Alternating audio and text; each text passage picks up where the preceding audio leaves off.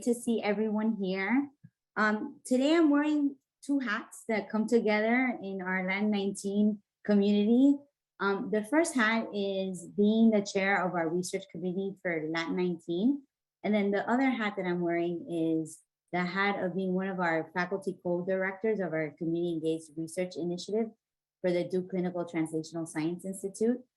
And the purpose of our group is really to help support community engagement and academic community partnerships around health research, and particularly research that addresses health equity. And we have our team here today. I just want to give them a moment to, well, I'll introduce them. Daphne Lancaster, and she's going to be sharing some important information about what we do in our CERI team with our community consultation studio approach. And then I'll talk a few minutes about how I think we can work together with Latin 19 to have a community consultation studio model that builds off of our network. We also have Leatrice Martin, who's part of our CERI team and is also the lead, one of the leaders of our ACT Plus. Leah Efford, which you all know, helps us coordinate our meetings. And Patrice Fleming is here as well as Danielle Thompson. They're on the little screens here. And also just wanted to make sure you're aware that Lenore Corsino, which is also part of our executive team, is also part of this community engaged research initiative team. So I can go ahead and share my screen real quick, and I'll hand it over to Daphne in just one moment.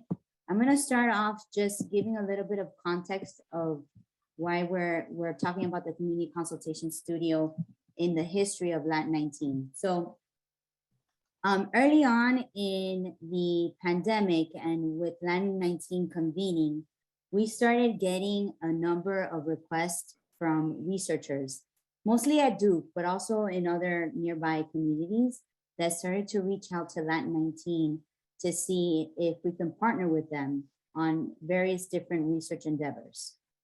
And the research committee was convened in part to be able to connect with those researchers and kind of vet those ideas and make sure that they were aligned with the principles that we follow here in Latin 19, particularly the principles of community engagement, where we really want to value the voice and the agency of our community. And so we started to provide in our research committee consultations to these investigators. And you can see on the right that there's some of the examples of the consultations that we provided. But what happened was that throughout the time our research committee was meeting, and we meet every other week, almost since the beginning of Latin 19, we started to lose some of the engagement of the community members that were part of the committee that were non-researchers and really had more of that lived experience that researchers were really trying to get to and trying to understand.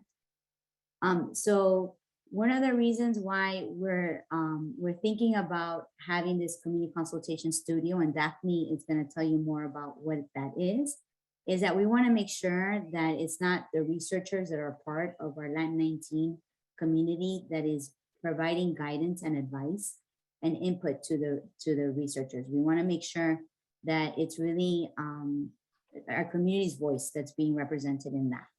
And so I'll share a little bit more about how we're thinking about doing that, but I'll just take a moment there to just hand it over to Daphne, who's going to share with you a little bit more about what the community consultation studio model looks like. Thank you, Rosa. Hello, my name is Daphne Lancaster. I'm honored to be here to share a little bit about the Community Consultation Studio with you.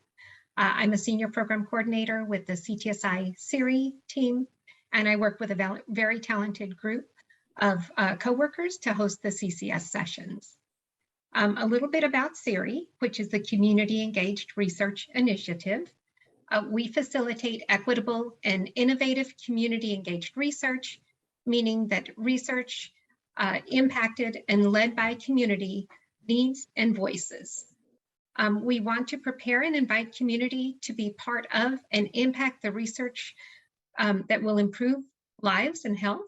We encourage researchers to develop research in collaboration with community leading, and by learning about the community's interests and needs. We think collaboration and communication between the academic and community are at the heart of good health. We strive to increase trust and to be transparent. And in the end, our goal is improvement in public health for everyone. Rosa, go ahead and go on to the next slide, please. I'm getting stuck here. No problem.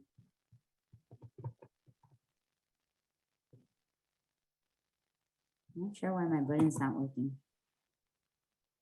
Any tips from anyone? There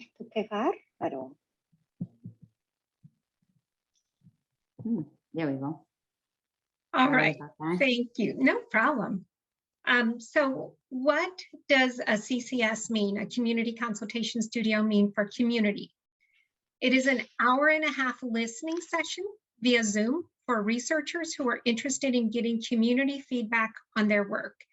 We encourage researchers to get feedback early in their research process with a community that resembles the people their work is meant to support. We use Zoom so that parking and time are not an issue. We ask community members to share their perspectives from their lived experience, so they are the experts who will provide feedback on various aspects of the project. Each CCS has 6 to 10 community experts who share their viewpoint and their lived experience. Currently, the community experts receive $50 compensation for their time and voice for that hour-and-a-half. Thank you, Rosa. So I'm just going to explain very briefly what a CCS is for the researcher. The CCS increases the awareness of the priorities, needs, and perspectives, and the values of the people that the research is meant to touch. It can take up to 6 weeks to plan a CCS. We help the research team with planning, with their presentation of the research for the community, which is generally a 15-minute PowerPoint, a flyer, and we help shape their questions, and we discuss with which community members should be the experts. We have 2 initial meetings with the research team prior to the actual CCS, which of course is the 90-minute Zoom call with a neutral facilitator. Our team assists with any support needed for people to join and for the listening session to go smoothly. We return bulleted notes without names or identifying information to the research team and the community within a week. We do ask for a pre-survey and an evaluation of the experience from all of the community participants. Rosa, next slide, please.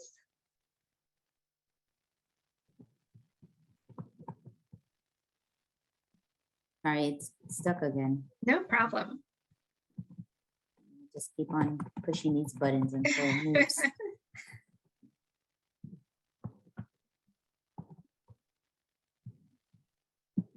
Okay, thank you, Viviana.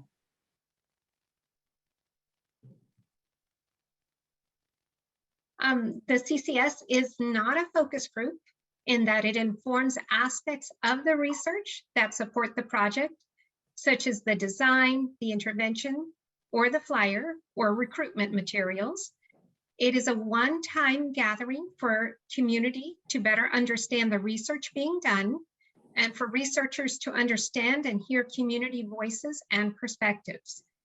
We work on 2 to 5 main questions, which help to inform the research and sometimes shift the design of the research.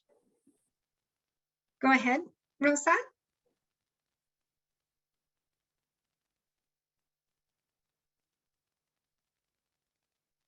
So of course, this is a list of what the feedback can include: study or intervention design, communication materials, recruitment strategies, sharing or learning with the community, and applying research findings to practice.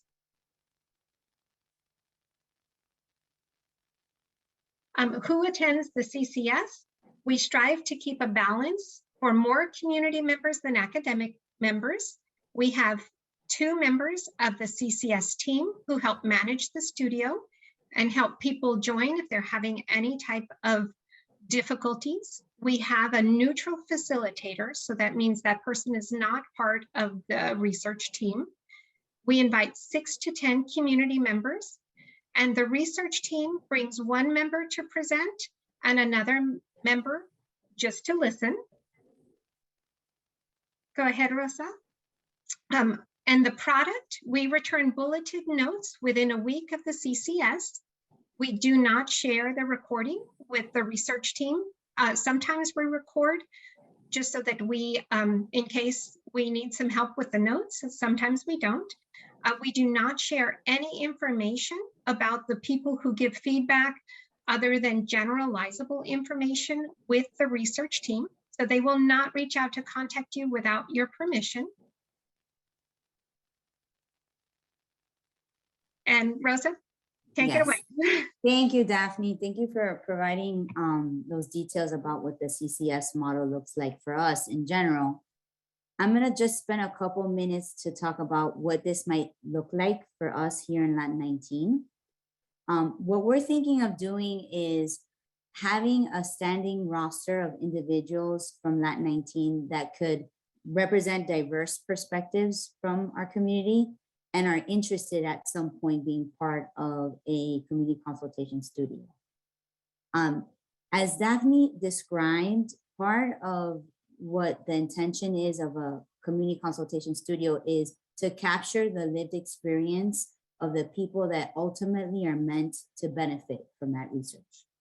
And so depending on the kind of consultation required, you know, if you are interested in being part of this roster, you may or may not have that same characteristic of what is under the intention of that particular study.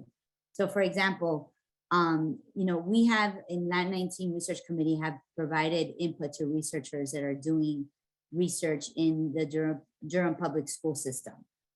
And so in the case that we would have someone from that team requesting a community consultation studio, we would reach out to people that are in this roster and say, we're looking for individuals, Latino individuals that have a child in the Durham public school. And then at that point, if you're interested, then you may volunteer to be a participant in that. The community consultation studios will be done in English or Spanish.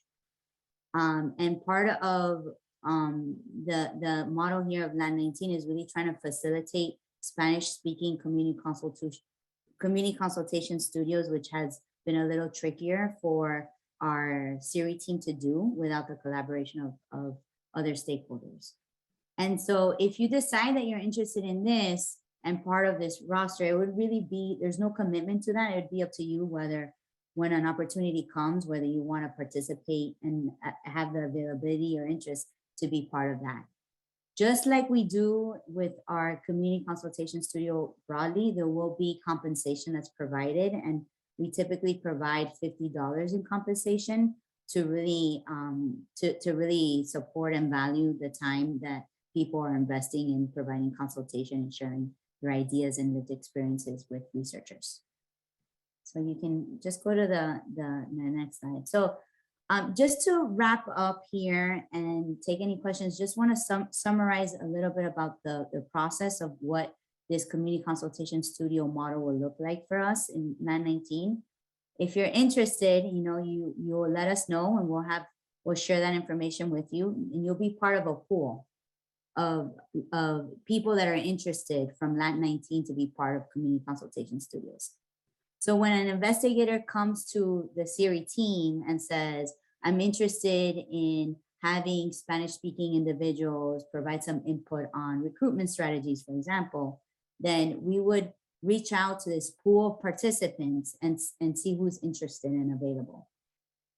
Then we'd conduct a community consultation studio. Again, as Daphne described, it's a one-time meeting that lasts about an hour and a half. And you'll be part of this alongside, you know, 5 to 7 other community members. And then you'll have 2 members of our community consultation studio team and 2 members of a research team come and join you. And then at the end of that studio, notes will be taken, and it's typically shared with both the community participants to make sure that those experiences were and advice were accurately captured, as well as with the research team. So if you're interested, we're gonna put this in the chat as well, this Google form. If you're interested, please click on this form and just share that interest with us. If you prefer not to use Google Forms because you don't like them or just have trouble accessing the link, feel free to reach out to Leah or to myself to express that interest. And as well as if you have any sort of advice or any comments or questions, we're also here to connect with you on that.